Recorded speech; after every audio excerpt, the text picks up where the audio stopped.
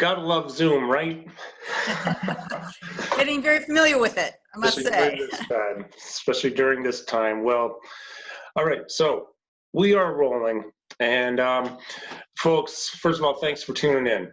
For those who are watching, thank you for watching. And then, of course, the audio of this goes on to iTunes and SoundCloud. So thanks for listening if you're listening.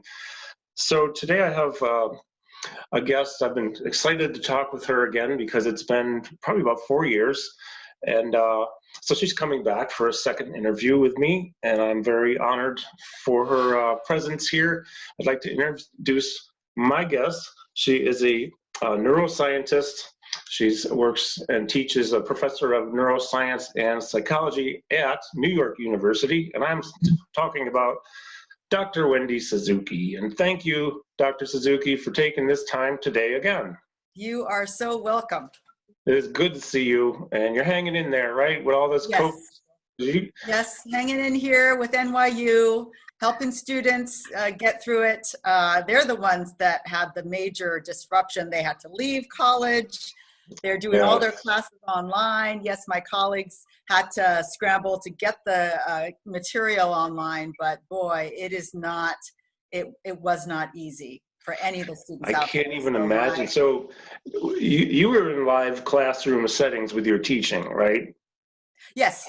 And so now you're online with it? Is that how it's working for you? Yes. I mean, I don't happen to be teaching this semester. But now we're unclear what's going to happen in the fall, so it may be a even more unusual half live, half online type of situation, depending on where we are with the virus. So we're just waiting to see what happens. Nobody will know until we get a little closer to the date. Yeah, a lot of unknown right now. And just I'll take one tangent for a second. Since I've seen you, I've stopped traveling last fall. Just wasn't interested in traveling much anymore. I'd been all around the globe many times. I started working at Syracuse University. They recruited me back so I could do some stuff with movement disorders there, as far as, working with them and helping and training trainers. And, they shut down a month ago today. So I'm not working there right now because there's no work. But yeah, they were scrambling too as well. Everything's going online. So I can't even imagine how that is for people. But so you have, well, first of all, the book that I have of yours, I just love this, Healthy Brain, Happy Life. Yes. Beautiful book. And folks, if you don't have it, be sure to go and get it. I have both versions, the hard copy and the audio, because I like to have both when I really like a book. So get that book, folks. But we have an interesting conversation we're about to have about anxiety, which is also the topic of your new upcoming book, right? Yes. And, the new book is called Good Anxiety, Bad Anxiety, and it's all ready to go. We're just making finalized negotiations, so I'm excited to start talking about it. Oh, please, I'm all ears now. It's all yours. The floor is yours. Yes.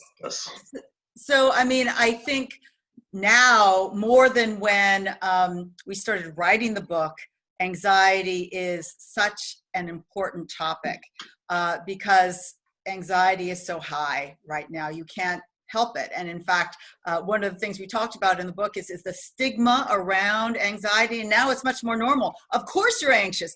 Everybody has a big excuse to be anxious. So one good thing, I guess, is that there's less of a stigma. It's easier to talk and even admit that one is anxious. But I like to call this my immodest proposal. And my immodest proposal is that we can all start to look at anxiety in a very different way, and more from a neuroscientific perspective. So anxiety is activation. And that brain activation is the goal of that brain activation is to protect you. Anxiety is a protective mechanism. And so looking at it that way, one has a goal of trying to use that activation, not to spiral you down into debilitating kind of stay-at-home clinical anxiety, but to use that activation to actually act and protect yourself and do something good. And the other part of the immodest proposal of this book, Good Anxiety, Bad Anxiety, is that we show you how to take that anxiety and not just shift bad anxiety, which everybody knows what that is. That is the annoying anxiety that kind of keeps you from things. Right. Shift it from bad to good, that is usable anxiety. But the second whole half of the book actually shows you how to elevate that good anxiety into what I call anxiety superpowers. So can you actually harness some of that information and some of that protective element of anxiety and to make that your own personal superpower? So that's kind of the general theme of the book. And again, I think it's so relevant right now. Can we use this collective anxiety that we are feeling to spur creativity, yes, to do something useful? I see it all the time in the ways that people all over the globe are using Zoom and using Facebook and using Instagram Live in new ways that we would never think of before. And in some cases, addressing anxiety. So obviously one difficulty at this point is isolation. We are ordered to be alone, and some of us are with our families who are not completely alone, but many of us live alone. And so I'm one of those people that live alone. And so I have used Zoom to bring my community in. So one of the things, I don't remember whether we talked about this, Carl, last time, but I do a morning tea meditation, which is meditation over brewing and drinking tea. And I do this myself every morning, but I also use it socially. So I invite people over to my house and we have a tea meditation brunch. So we all meditate together and then I serve them brunch. That's cool. No brunch is being served in my home. Right. But every Sunday morning, I invite my friends and family to a virtual tea meditation where we all come together on Zoom, including my cousin all the way in Tokyo, Japan at 11:30 at night, her time. Yeah. He joins us for Sunday morning, 10:30 a.m. tea meditation where we all come, and it's basically like a face meditation because I mute everybody and everybody comes with their favorite cup of, it doesn't have to be tea, coffee, hot chocolate, whatever, water. And we just sit in silence and meditate together. And it's so enriching for me. Something that I never, ever in a million years would have done without this virus and without that activation that came from the isolation and the anxiety that comes from isolation. So that's just one way that anxiety and can be elevated into a superpower, in this case of connection. I love it. I think that's brilliant. It's brilliant because, I've noticed it too. You see on TV or wherever you see these Zoom. I saw a friend of mine who's a saxophone player who lives in Manhattan. He's very well known. He tours around the world with some pretty famous bands. He was on, I think, Good Morning America on a Zoom big band, like 20 musicians playing simultaneously on Zoom. And it was great. I mean, it was so cool. So they actually are producing music, connecting, forming together, and who knows where they all were, but they were not physically together. Or anything like that in a million years.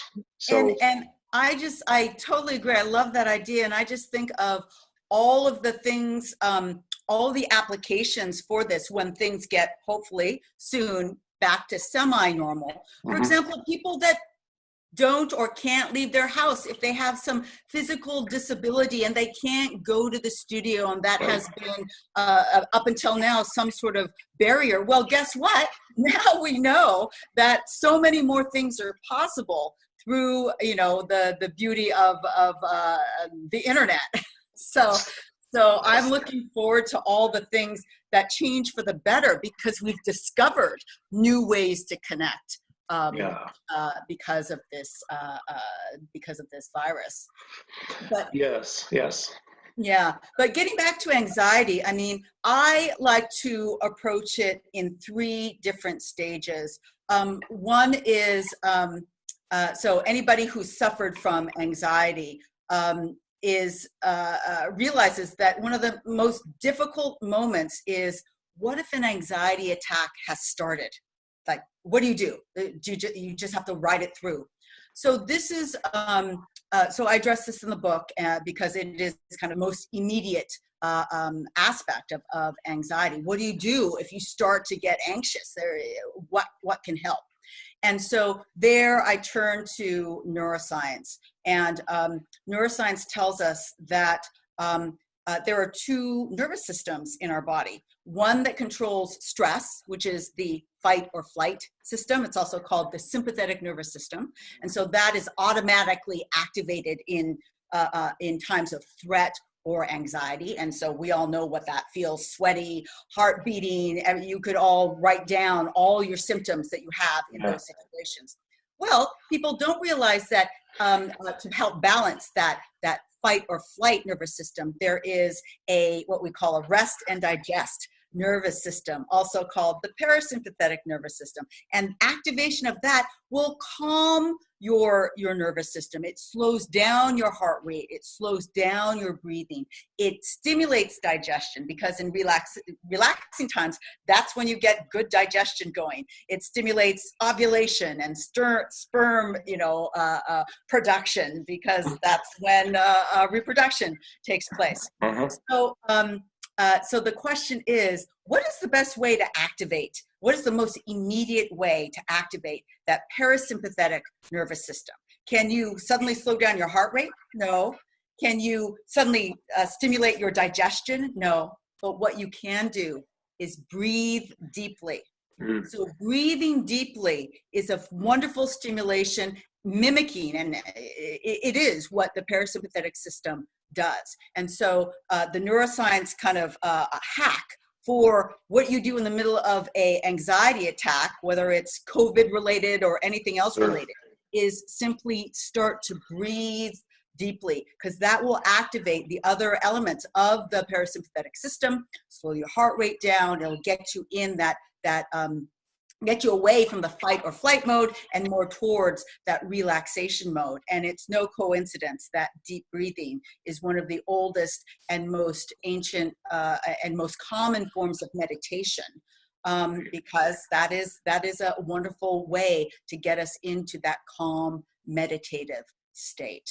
So we talk all about that in Good Anxiety, Bad Anxiety, as what do you do immediately? I'm glad. That's, it's funny, I hear it's almost like a phrase, a little bit cliche, but it's so true, is, okay, calm down, just take a deep breath. Yeah. And hold it, and then exhale, and then take another deep breath. So what happens physically or neuroscientifically? You're taking that deep breath, you're filling your lungs with oxygen, and your blood and all your brain gets more oxygen. But what's happening that causes that calming effect? Yeah, so there are multiple direct and indirect steps. So the deep breathing tends to also slow your heart rate down, which gets you into a more calm phase. Studies have shown that deep breathing, different forms of deep breathing that again are these forms of meditation, can also stimulate the release of dopamine in your brain. So there are kind of direct parasympathetic kind of physical elements that move you more towards a relaxation state, as well as brain release of particular neurotransmitters that will give you a kind of the opposite of fear and anxiety, that rewarding state. Right. So you really do help yourself very quickly get into that state. And if you think about it, unconsciously, when we start to get nervous, if we're scared of being on Zoom and starting an interview, or being interviewed, or being the interviewer, our breath starts to get short and shallow. And that you could almost do it to yourself. If you want to make yourself anxious, you give yourself short, shallow breaths, and then feel the effect of that deep breathing. I think of many of us go to yoga classes for that relief, and it's just lovely to be led through those deep breathing exercises that one often starts and ends the yoga class with.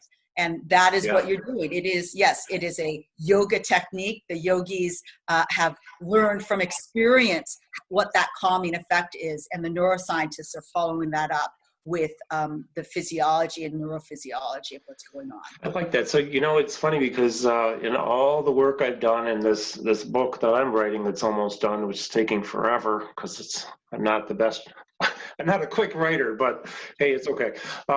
When it comes to breathing, especially let's talk maybe Parkinson's for a minute, because that's my area of expertise. Rigidity in the ventilatory parameters, lack of dopamine, all that can affect the capacity to breathe. But we also have a dopamine reduction happening in people with Parkinson's, right? So I was unaware that deep breathing can stimulate the release of dopamine. I did not know that, and that's very good to know. That's great. I think it's so important, staying on the topic of Parkinson's and relating it to COVID-19. I think it's so important to remember and think about our older populations that are suffering at even a higher level because of the isolation, because of all the strains and the fear and anxiety around COVID-19.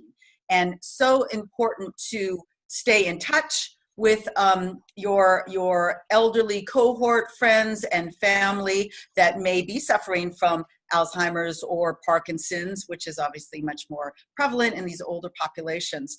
But to do things with them, in addition to, a nice big basket of clean groceries can give you a big dopamine, release if you need that. But to think about what are things that you can do to increase the just reward value of your interaction. And in addition to food, which is obviously very important, can you, and this obviously will be very, very relevant to your work, can you go to your elderly person, not just with a phone call to say hello, which is lovely, but can you go to them with a joint movement session? Can you help them? Because I know older people have a harder time accessing all the free workouts on the internet right now, which is the other great thing that's happening. You can get free workouts I saw one from Debbie Allen. I myself worked out with Venus Williams and her mother the other day. That's cool. Very, very cool. Yeah. But an 80-year-old with Parkinson's or Alzheimer's might have a harder time accessing that. Well, you and I can go on and find those free workouts for seniors and do it with your older friends and family, because as you know, exercise is another great way to up and boost that dopamine, which is not only good for mobility in Parkinson's patients, but also very good for mood and just positive affect. So I'm trying to encourage all my friends to remember that, as well as, we're donating. We're me in New York every evening at 7 o'clock. I open my window and bang my pot. I mean, you can't help it. You hear it from the closed windows. I love it. And every night I know when it's 7 o'clock. That's so nice. They've had it on TV on the news a few times, and I got teary watching it because it's powerful. Yes, I get teary when I'm banging my pot. And it's just so enthusiastic, and it's great to see. If I see somebody walking their dog at 7 o'clock, I always see them pull out their phones, and I know they're doing a post on their Facebook. It is astounding. It is so loud, and it's just such a beautiful. That's talking about beautiful things and positive things that have come from this. That is one of the most beautiful. I saw a post on Facebook the other night, and it showed this one neighborhood, and I think it was in Brooklyn, but it doesn't really matter where, that they got into this cool rhythmic thing at 7 o'clock. So they had which I know you can relate to that from the classes you do. I'm sorry, what's the name of those classes? Intensati. Yes. I love that. because you'll have rhythm. You've had drums there. Absolutely. You're basically chanting affirmations, and yes. Which I love. So, folks, you go search. We're not done yet. I'm just interjecting while I think of it. Be sure to go and search for Wendy Suzuki TED Talks, because I know there are a few, at least 4. Are there more now? I think there's 5 TEDx talks and 1 TED Women talk. That was very popular. Great. And at least one of those, you have a drummer there, and you have an audience, and you're doing it, and it's so cool. But they had this in this neighborhood, this really cool rhythm going on, and that just took it to another level, you know. Without actually verbally communicating, how you can communicate otherwise. You know, rhythm and drums were actually made for communicating, you know, eons ago, anyways. So it's so cool. Well, that's really interesting. Yes, one of the things that I've been, you know, researching a few years now and practicing and writing about is this whole idea of how quickly, in fact, you early on, you actually taught me short-term and long-term benefits of exercise to the brain, especially cardio. Yes. There's the immediate effects that are positive, and for me, I know personally, because I tend to wake up sad very often, not so much lately, but I just have to move. It's all it takes. I move, you know, see my dogs, walk them outside, whatever. That's all it takes. But the mood change that can really make or break your day if you just get moving. Yes, absolutely. The BDNF that can be created if you exercise for long enough, and what the benefits of that are huge. And I totally agree. I just want to interject that by moving, that does not mean you have to go do a you know, really, really hard TRX or train for a triathlon. By moving means taking a walk with your spouse, with your dog, with your child, by yourself, walking outside or walking even around the perimeter of your apartment, which many of us New Yorkers are tending to do these days. That will stimulate the release of dopamine, serotonin, endorphins that will make you feel better. So compare couch to walking around your apartment or walking outside. You will feel that difference because your brain neurochemistry is changing. Absolutely. Thanks for interjecting that too. Yeah, I normally I think this automatically, but I want to make sure nobody realizes they don't have to go out and do a high intensity workout. You know, go for a walk. Just get moving. That's what I do. I don't run. I might ride my bicycle, but that's not first thing in the morning. Just walk. That's fantastic. So can you give, well, the deep breath. Okay, so that would be maybe would that be your first recommendation, to take the bad anxiety, try to calm that nervous system so that the parasympathetic kicks in? And then do you have let's say another strategy or 2 or 3? Yes, absolutely. So I have 3 strategies to share. The first strategy is that what you do when you're in the middle of an anxiety attack to try and calm that. The second is, we all know what causes, or we have a good idea what causes our anxiety. Can we kind of enact strategies to mitigate that?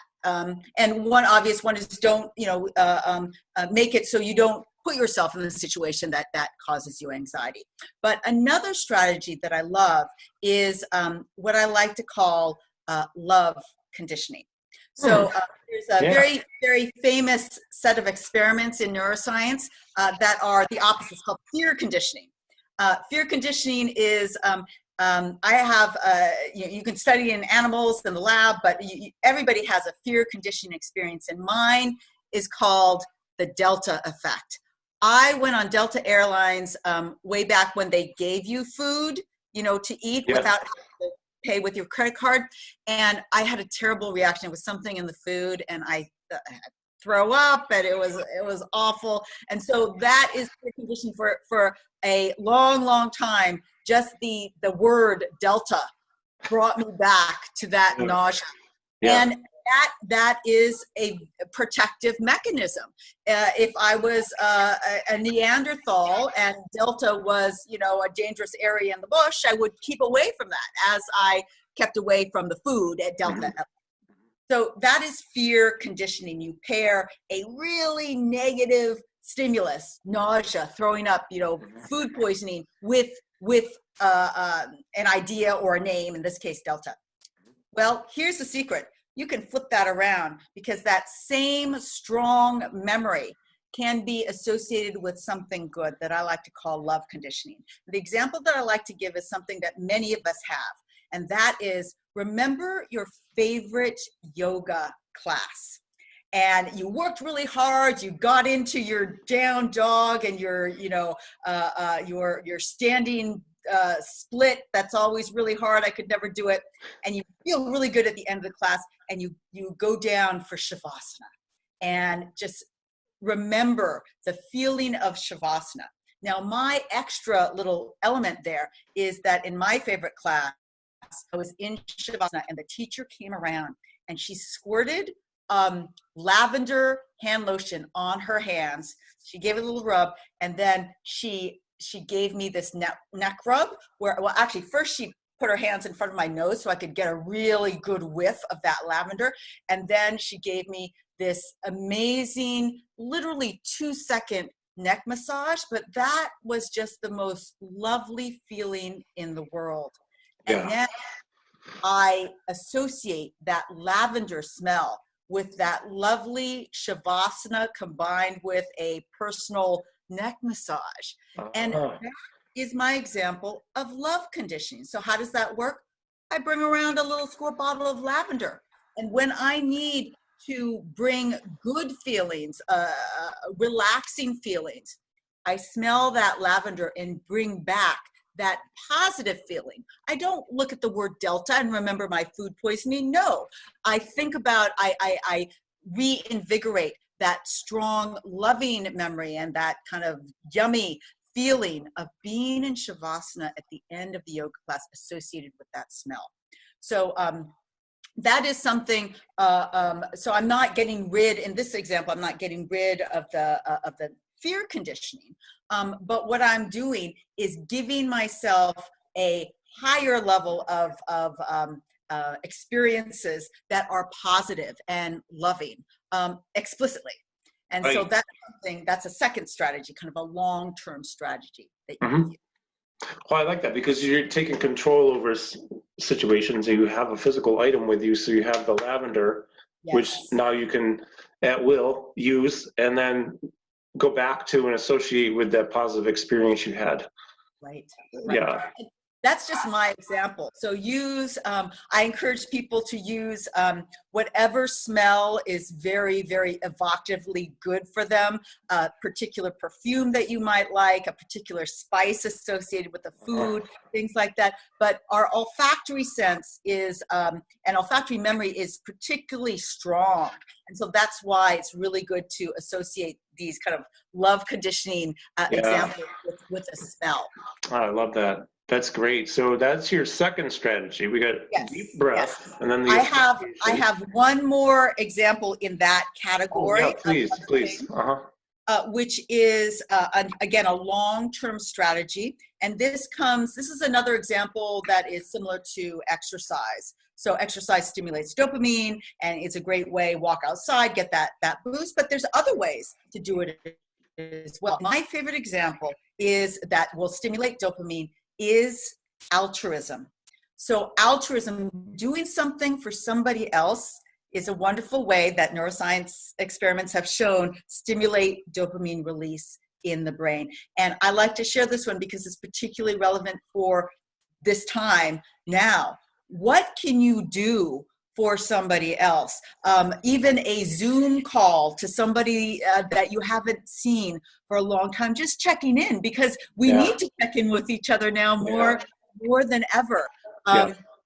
It's really enriching. And I like to use my friend Cheryl, who's also a really wonderful neuroscientist that studies stress. She is also, besides being a wonderful neuroscientist, is a County Fair award-winning baker. So she's specialized in cookies and pies. And for all the time I've known her, she has always helped her friends who have a health issue, death in the family, need help. She always brings them homemade cookies, homemade pies. I get homemade cookies on my birthday every year, which is so wonderful. But that altruistic thing, yes, she's helping the person, but she's also getting a big boost of dopamine herself. And so what can you, also in these times, it's wonderful to get away from fear of yourself, and which is considerable. Money fears, food fears, virus fears. Sure. And instead ask, what can I do? I have a lot here. Look at all this stuff around here. What can I do to bring and give something to somebody else? So that's another kind of anti-anxiety, good anxiety kind of. I can't wait for this book to come out. So let me go back though. So when you, just the thought that I had, it has to do with dopamine. Mm-hmm. When you're taking the lavender, you're taking a whiff. Yeah. Dopamine is being released, I imagine, right? Because so what happens is it's the lavender is evoking the memory of that shavasana with the thing, and that memory is associated with dopamine release.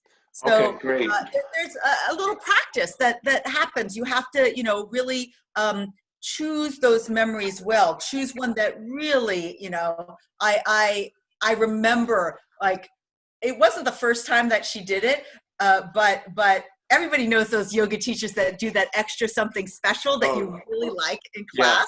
Yeah. And so I would anticipate that, and I really looked forward to it. So for me, that's good. And when I gave this talk the first time, people came up to me and they said, I could feel that neck rub when you were. Oh, yeah, that's good. I knew I had a good example.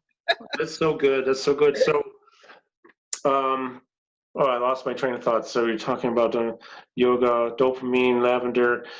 Well, the whole association thing, I'm not an expert, but I know that it can be very powerful. I know what it is. Yes. So the other day, I walked into the house here, and my wife had some kind of incense burning, a new scent.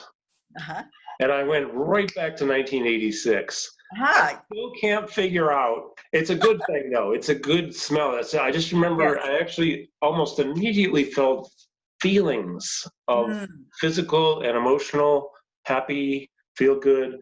I'm trying to figure out what the heck I was thinking in 1986. I don't know, but I know it was that year, and I know where we lived. And to talk about association, that's the olfactory system there can be very powerful.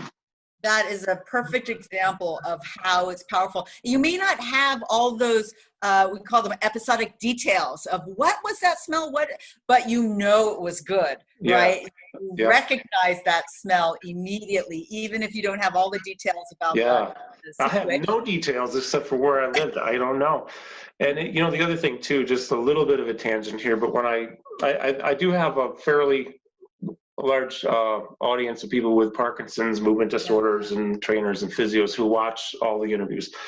And one of the things we know is that statistically with Parkinson's, depression is the number one non-motor symptom, and anxiety is a close second. So we add COVID on top of that. And I haven't seen any of my Parkinson's clients now in weeks. And so we do the checking in. Some of them are doing online because they're willing to. Others, they're just doing their own stuff, which is great. Just check in. But imagine being isolated, especially if you like to socialize. Right. And then you're taken out of it, and you have Parkinson's, and not everyone with Parkinson's gets depressed, but many do. So, and anxiety adds to fall risk. So anything we can do to help reduce fall risk and improve quality of life, I think all of them need to read your book too. Seriously, because we're all humans, right? In my education, I say people with Parkinson's are people too. It doesn't define them; they live with it, and so we want to help with that anxiety. Do you have any? Before we get into your third strategy, though, while I'm thinking of it, do you have any approximate timeline of the release of the book? I hope that it is out by the fall. Okay. That's my goal. Will there be an audiobook as well? Yes, absolutely. Oh, great. Yeah. Great. Now, by the way, I'm not reading the book that I'm writing because I'm just not cut out for it, and I really tried hard. But you did a great job reading Healthy Brain, Happy Life. Yeah, great. Thank you.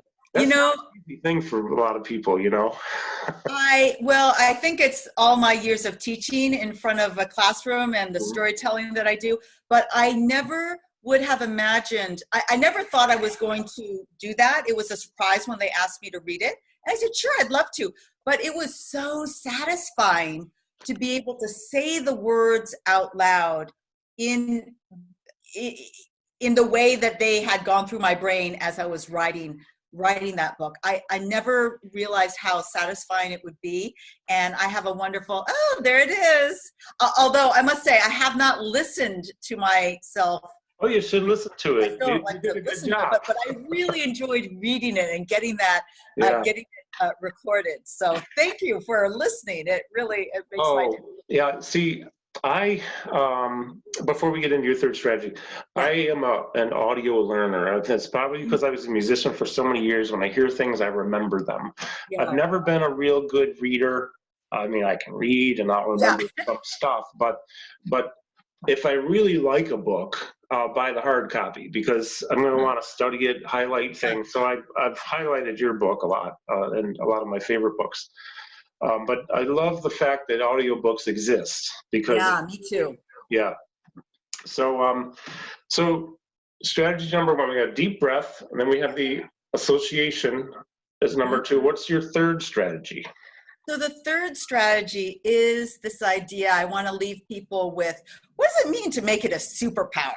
What is it really super? How super really is it? And so I want to try and answer that question. And so this is one of the 6 different superpowers that we describe in detail in the book. Good. And that is one that was inspired by many of the people that we talked to as we were writing this book. And I say we because I have a wonderful co-author. Her name is Billy Fitzpatrick. She was also co-author on Healthy Brain, Happy Life. So wonderful partner. Love her. And so Billy and I interviewed people for this book to make sure that our strategies were relevant and worked. And so several people inspired this superpower. And I guess the first one was a lawyer that I was talking to about the book. And she said, oh my God, I am the lawyer I am today because of my anxiety. So she literally takes that what if list, that's what happens to me in my anxiety. My anxiety hits right before I'm just about to fall asleep at night. And then suddenly it's like, oh, I forgot to do that. Oh, what if that that paragraph I wrote wasn't convincing enough? And it all springs up right before I'm trying to fall asleep.